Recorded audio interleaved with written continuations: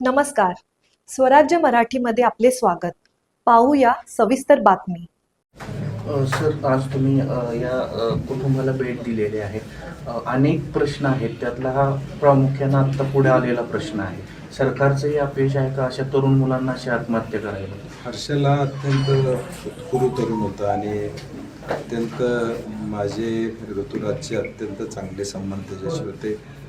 कोल्हापूरला त्याचं येणं जाणं होतं, दर वाढदिवसाला तो यायचा आणि तो असं करेल असं कधी स्वप्नात सुद्धा वाटलं नव्हतं.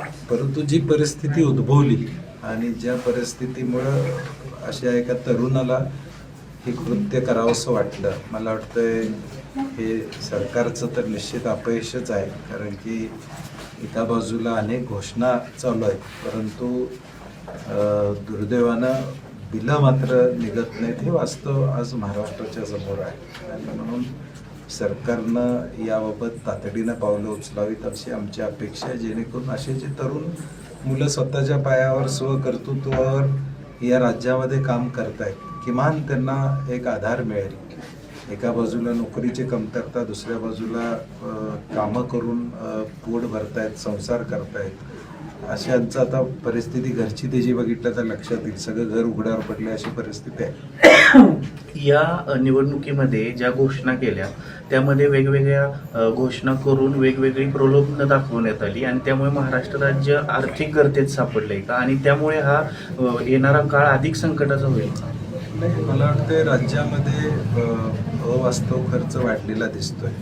सप्लिमेंटरी बजेट आपण बघितलं तर 50,000 कोटीच्या वर सप्लिमेंटरी बजेट झालेलं आहे. परंतु जे देय लागतंय ते लोकांचं दिलं पाहिजे अशी भावना महाराष्ट्रातल्या तमाम लोकांची या ठिकाणी.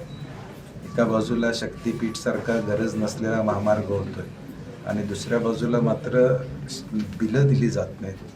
शेतकऱ्यांचा सन्मान या ठिकाणी केला जात नाही किंवा अनेक शिष्यवृत्त्या होत नाही आहे.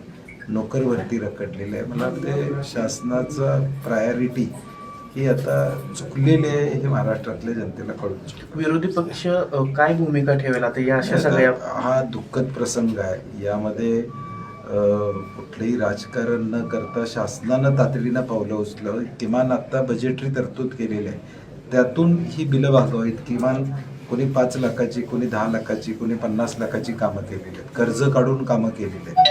अशा परिस्थितीत किमान आत्ता या सगळ्यांची 100% राज्यातल्या लोकांची बिलं दिली गेली तर किमान त्यांचं थोडं हलका हातभार लागेल त्यांच्या आयुष्याला, असं आमचं म्हणणं आहे.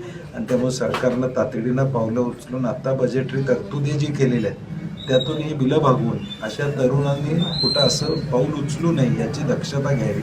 नाहीतर अशा सर्व भविष्यकाळात होणाऱ्या घटनांना सरकार जबाबदार असेल. स्वराज्य मराठी, बातमी नाही जबाबदारी. चॅनलला लाईक करा, शेअर करा आणि सबस्क्राईब करा.